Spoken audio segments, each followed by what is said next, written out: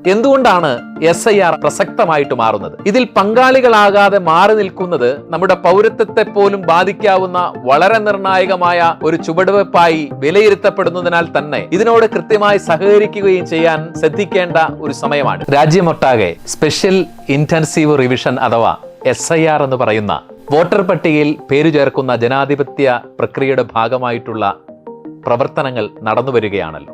എല്ലാ കാലത്തും ക്രൈസ്തവ സമുദായം ജനാധിപത്യ ബോധമുള്ള പൗരധർമ്മങ്ങളെക്കുറിച്ച് കൃത്യമായ ധാരണയുള്ള ഒരു സമൂഹമായിട്ടാണ് ഇവിടെ ജീവിച്ചിട്ടുള്ളത്.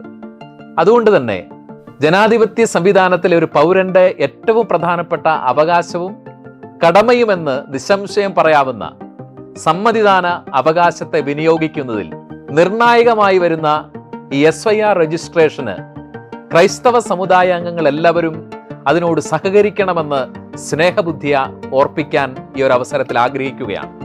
എന്തുകൊണ്ടാണ് SIR അഥവാ സ്പെഷ്യൽ ഇന്റൻസീവ് റിവിഷൻ പ്രസക്തമായിട്ട് മാറുന്നത്?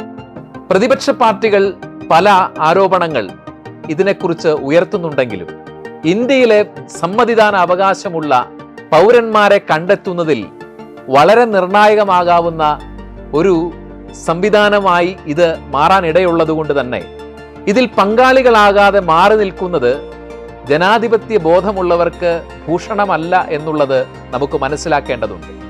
പ്രായമായവരെയും ഒറ്റയ്ക്ക് താമസിക്കുന്നവരെയും SIRന്റെ പ്രക്രിയയെക്കുറിച്ച് കൃത്യമായ അവഗാഹമില്ലാത്ത പ്രവാസികളായിട്ടുള്ള ആളുകളെയും എല്ലാം ഇതിനെക്കുറിച്ച് ബോധവൽക്കരിക്കുന്നതിലും ആവശ്യമായ സഹായ സഹകരണങ്ങൾ അവർക്ക് നൽകുന്നതിനും വേണ്ടി ഇടവകൾ തോറും ഒരു ഹെൽപ്പ് ഡെസ്കുകൾ രൂപീകരിക്കുകയും യുവജന സംഘടനകളും സമുദായ സംഘടനകളായ AKCC മുതലായ ആളുകളും ഇതിനോട് കൃത്യമായി സഹകരിക്കുകയും ചെയ്യാൻ ശ്രദ്ധിക്കേണ്ട ഒരു സമയമാണിത്.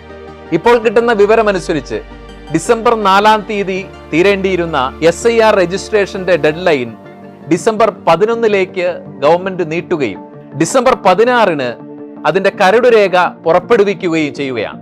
ഈ കരടുരേഖ പുറപ്പെടുവിക്കുന്നത് വളരെ കൃത്യതയോടുകൂടി പരിശോധിക്കുകയും അതിൽ പേര് ഉൾപ്പെടാത്ത ആളുകൾ തങ്ങളുടെ പേരുകൾ വോട്ടർ പട്ടികയിൽ ഉണ്ടാകുമെന്ന് ഉറപ്പാക്കാൻ ശ്രദ്ധിക്കുകയും ചെയ്യണം. 2002 വോട്ടർ പട്ടിക അടിസ്ഥാനമാക്കിയിട്ടാണ് SIR നടപടികൾ പുരോഗമിക്കുന്നത്. 2002 വോട്ടർ പട്ടികയിൽ ഉൾപ്പെട്ട് ഇപ്പോഴും അതേ സ്ഥലത്ത് തന്നെ വോട്ടറായി താമസിക്കുന്നവർക്ക് താരതമ്യേന എളുപ്പത്തിൽ എന്യൂമറേഷൻ ഫോം വിവരങ്ങൾ ചേർത്ത് കൊടുക്കാൻ സാധിക്കും. എന്നാൽ 2002 ശേഷം വോട്ടർ പട്ടികയിൽ പേരു ചേർത്തവർ 2002 പട്ടികയിൽ നിന്നും തങ്ങളുടെ മാതാപിതാക്കളുടെ വോട്ടർ പട്ടിക വിവരങ്ങൾ കണ്ടെത്തി തന്നിരിക്കുന്ന SIR ഫോമിൽ ചേർക്കേണ്ടതാണ്. അതുപോലെ തന്നെ 2002 വോട്ടർ പട്ടികയിൽ പേരുണ്ടായിരുന്നവർ വിവാഹം കഴിച്ചോ താമസം മാറിയോ പുതിയ സ്ഥലത്തെ വോട്ടർ പട്ടികയിലാണ് നിലവിലുള്ളതെങ്കിൽ പഴയ സ്ഥലത്തെ തങ്ങളുടെ വോട്ടർ പട്ടിക വിവരങ്ങൾ ഫോമിൽ ചേർത്ത് നൽകണം. 2002 വോട്ടർ പട്ടിക www.ceo.kerala.government.in എന്ന വെബ്സൈറ്റിൽ ലഭ്യമാണ്. ഇവിടെ വളരെ പ്രത്യേകമായി ശ്രദ്ധിക്കേണ്ട ഒരു കാര്യം, കേരളത്തിന് വെളിയിൽ പ്രവാസികളായി കഴിയുന്ന ക്രൈസ്തവ സമുദായാംഗങ്ങൾ, 18 വയസ്സ് തികഞ്ഞവർ, ഉപരിപഠനത്തിന് മറ്റുമായി വിദേശ രാജ്യങ്ങളിൽ താമസിക്കുന്നവർ, അവിടങ്ങളിലെ പൗരത്വം സ്വീകരിക്കാത്ത ആളുകൾ, ഇവരൊക്കെയും വളരെ ഗൗരവത്തോടുകൂടി SIR പ്രക്രിയയിൽ പങ്കാളികളാകുന്നു എന്ന് കുടുംബാംഗങ്ങളും ബന്ധുക്കളും ഉറപ്പാക്കേണ്ടതുണ്ട്. ഒരുപക്ഷെ നമ്മുടെ പൗരത്വത്തെ പോലും ബാധിക്കാവുന്ന വളരെ നിർണായകമായ ഒരു ചുവടുവെപ്പായി വിലയിരുത്തപ്പെടുന്നതിനാൽ തന്നെ വളരെ ജാഗ്രതയോടുകൂടി ഈ ഒരു അവസരത്തെ നാം വിനിയോഗിക്കേണ്ടതാണ്.